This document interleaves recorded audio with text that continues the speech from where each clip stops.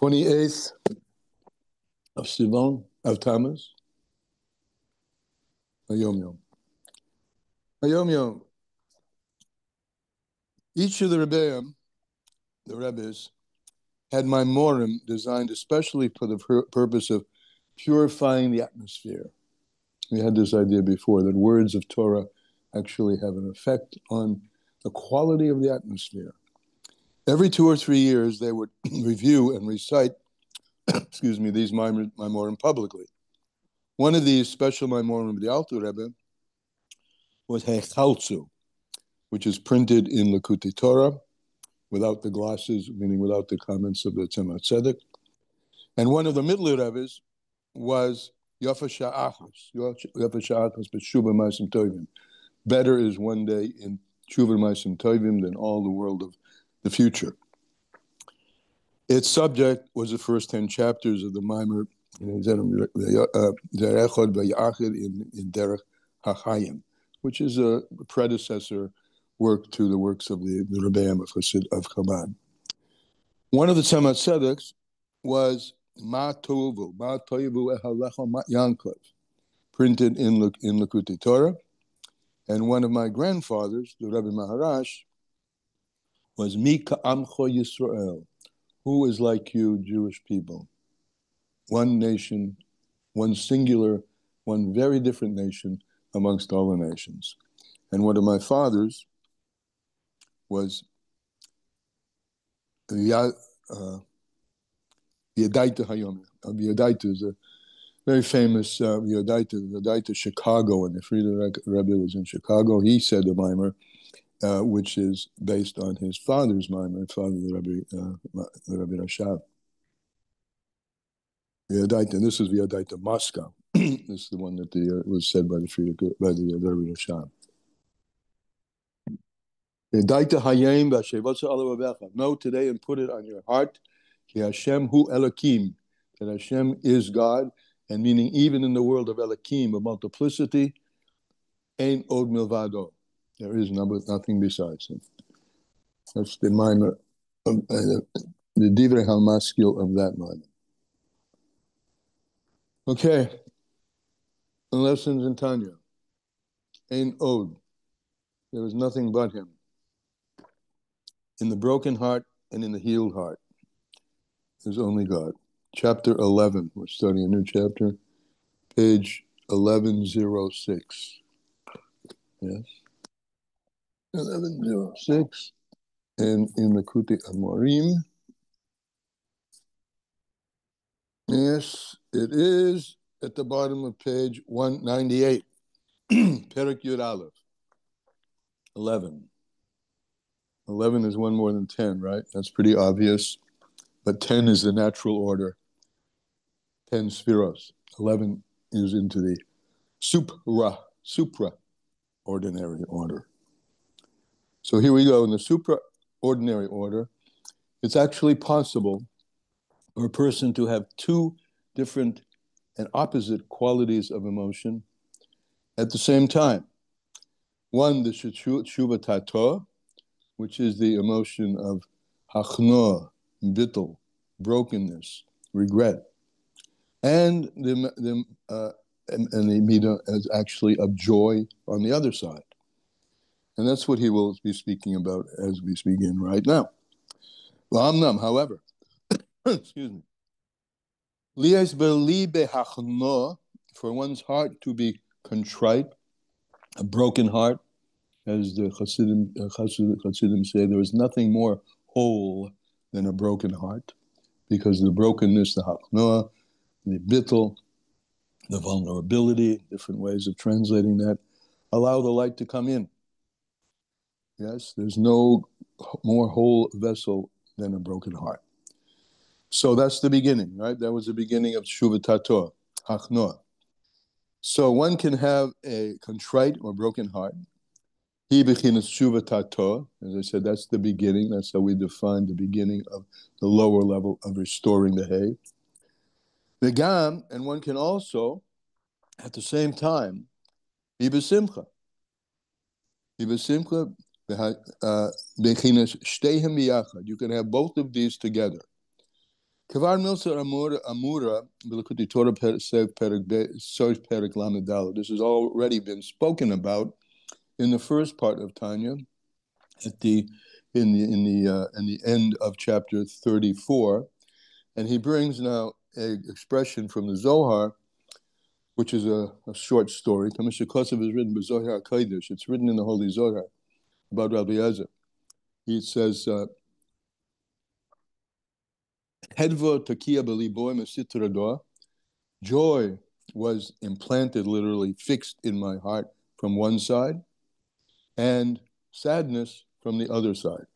He was sad about the destruction of the temple, but he was happy that he was being a keli, a vessel for God's deepest levels of understanding, which is the Kabbalah.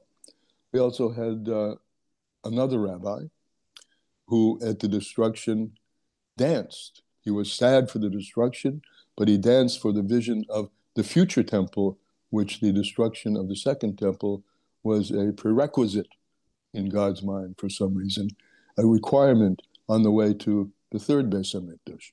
Or the first Beis HaMikdash was the destruction of that was part of the process of bringing the second Beis HaMikdash. So on the one hand, he was sad for this and happy at the same time for the future that was being ushered in. So it's possible, because there's two sides of the heart, the right side and the left side, and they both interoperate. So one can have a feeling from either side, not necessarily spontaneously together mixed, but in the same moment. Ubetzirif oid, Ubetzirif oid, hamuna, and in addition, adding to that, the notion of the broken heart and the simchadika heart, and when one adds to that hamuna or betachon, the notion of amuna, not the notion, the experience of amuna and betachon, when one sets one's heart, sets the heart, betuach, in a very positive, firm, betuach, firm, notion betachon, firm way, Hashem. He chafetz chesedu. So think about this, and this is what I was alluding to in the story, that the destruction does not contradict that Hashem is always oilam chesed yabanu. The world is built from kindness, or is here ki chafetz chesedhu. Hashem wants only kindness. So Hashem, bringing it down now to the subject of Shuva, when a person sincerely stands in front of Hashem and asks for forgiveness, and that acting for forgiveness is motivated by a sense of brokenness and a sense of sadness and wanting to change. So at the moment you do that, Hashem turns and becomes merciful unto you. So the brokenness and the forgiveness and the mercy are occurring virtually simultaneously, because Hashem is chafetz chesedhu, v'chanem v'rachum, and He is gracious and merciful, v'rav l'sleach, and He is great in His forgiving, to forgive. So He forgives toichen umiyad. As soon as you approach Him, b'teshuva tatoah, He forgives you, as we explained at length in the pages dealing with Shuva Tata. He immediately has mercy upon you. As soon and at the moment that you ask for forgiveness from Him. As it says, with your great mercy, you erase all iniquity, all sins. The kabse tahareni, and you clean, launder, literally, launder me to become pure. V'chol avonos macha, and all the iniquities are erased. This is all from Pesukim. So, bli shum safek v'sveik seichel ba'olam. As soon as you turn to Hashem with a broken heart, you will be immediately forgiven. The sadness is on one side of His heart. I'm talking now about God's heart, because He looks at us and we're not doing His will. But as soon as He sees us return to Him, then He's happy and joyous and forgiving. As we make the blessing in the Shimon Esrei, Yudches is 18, Every day, when we daven the Shema Nesra, we make a blessing. For instance, he'll give a couple examples. So as soon as you make the blessing in Shema Nesra, Teicheb HaMavachshim Slach Lonu, that's one, Slach Lonu, they forgive us. As soon as you make that blessing, Baruch Atah Hashem Chanun Hamarbe V'Lisloyach, blessed is Hashem who is long, big in forgiveness, in kindness and forgiveness. As soon as you make that bracha, Haris Safek Bruchas Lahakel, it has to be fulfilled because we have a halacha. If you have any doubt, this is if you have a doubt, this is the way you understand in halacha. If you have a doubt whether you made a bracha or not, you don't make a bracha because we're worried about, concerned about using God's name in vain. That's the plain halacha, right? That Safek Brucha Lahakel. But we're using it here now. If you have any doubt that the bracha that you made in Shema Nesra is not going to be fulfilled, no, because it has to be fulfilled immediately, because that's what Hashem is there waiting for your bracha. So Hasafik Brucha Lahakel, Mishum Chashaz Brucha Levatala. It can't be that you made this bracha for nothing. You're making a bracha that we just said, L'sloya, Chanun Varacham L'sloya. So he is kind and forgiving at that moment that you make the bracha. Otherwise, the bracha would be a bracha levatala, a bracha for nothing. Ela ein kan shum sofek, klal. There's no doubt at all. That it says no doubt at all, since you are here making a bracha and sincerely beseeching Hashem's mercy, that He forgives. And the fact is, if it weren't for someone returning and doing a sinful thing again, meaning something that Hashem doesn't want, if it weren't for that, this is very powerful words, if we were to just keep ourselves straight, right, and straight on the path, and continually going, continually increasing our adhesion and our progress in the journey within Hashem's will and what He wants, if that were the case, if we didn't go the other way, we would be immediately redeemed. Mashiach would come. The day of redemption would be at hand. As we say, another bracha in Shema Nesra, Baruch Atah Hashem Elokeinu Melech Haolam, Goyel Yisrael. Goyel is in the present tense. There's a bracha before Shema Nesra, Go'al Yisrael, which was that He will redeem us, or He does redeem. It will be something in the future. But when we say it in Shema Nesra, it's there. The Geula is there. If we would is there, and if we would stay in that and increase that stuff, each one individually and all of us collectively, the individual and the collective Geula would be happening. That's what he's saying.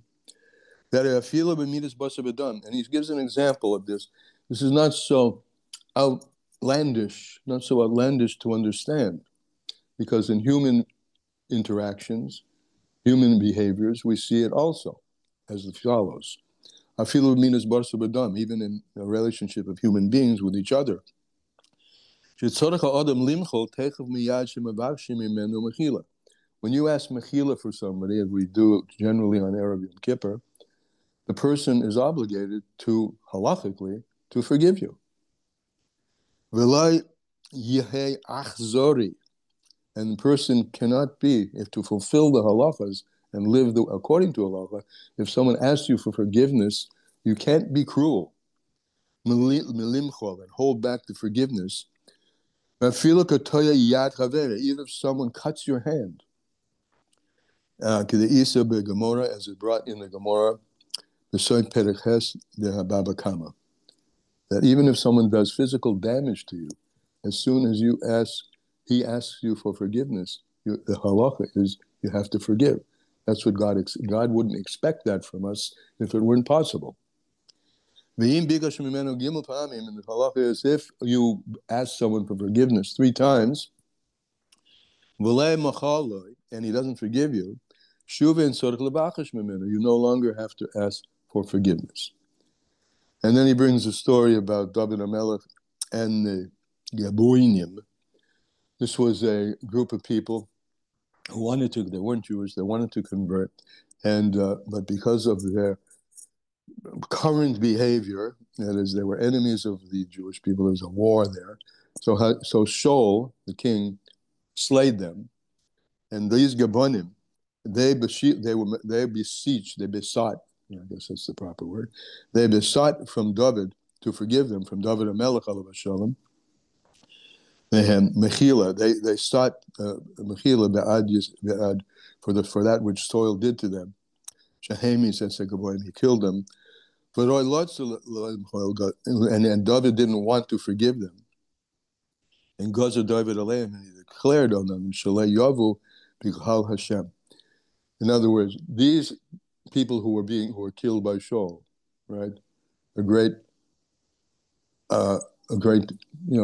so they refused to mekabel the mechila. That David said, "Forgive us, forgive us, forgive us," and they were staunch in their refusal to forgive. I mean, it's going to be tough to forgive, right? A lot of your nation was slaughtered, and David says, "You have to forgive him." It was in God's plan. Forgive him, and they refused to forgive. So because they refused to give, they were not rachamonim. They weren't merciful.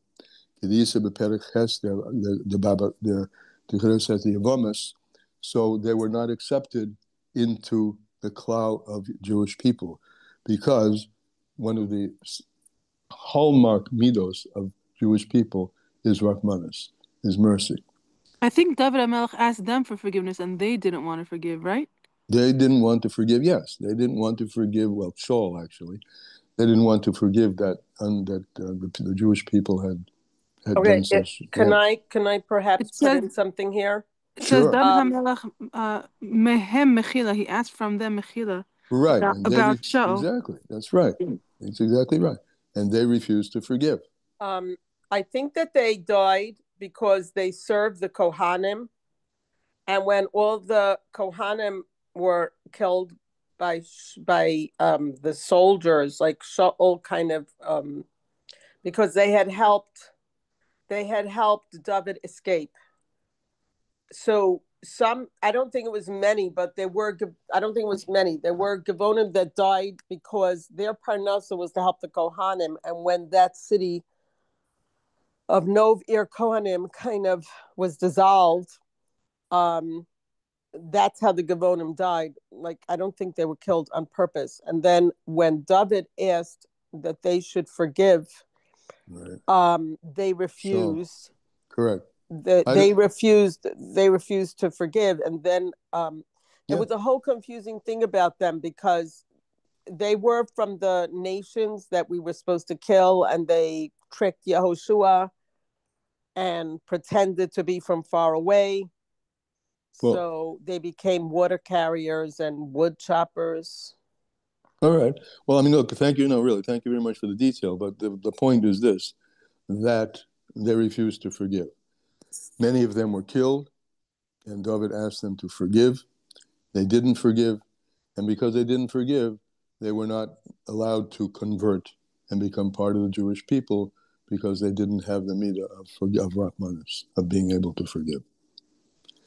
And that's, his point being, it's a very deep and intrinsic midah of a Jew. It's part of Rahmanim. We're called, in fact, the Chazal called us Rahmanim b'nei Rahmanim. We are merciful ones, the children of merciful ones. And if someone doesn't forgive, it's a sign that there's something not quite 100% with the Jewishness. So he wouldn't let them convert. And that's the story. Bringing to the point, of course, that mercy, we have to expect mercy from Hashem, because he is Kel Rachum V'Chanun, right? That's what we call him, the gracious, the merciful one. And we make a bracha, Goy El Yisrael, he redeems us in the present, and he forgives us in the moment we ask. And he's just bringing a mashal from human experience. In the halachic experience, when you ask them for mercy, they're supposed to forgive you, because it's part of the intrinsic nature of a Jew to forgive. And it's definitely the nature, if you could say such a thing, of God to forgive. And so, though things may be happening in my life that were requiring me to renew my relationship with him, I can take from this chapter assurance that as soon as I turn to him, he forgives.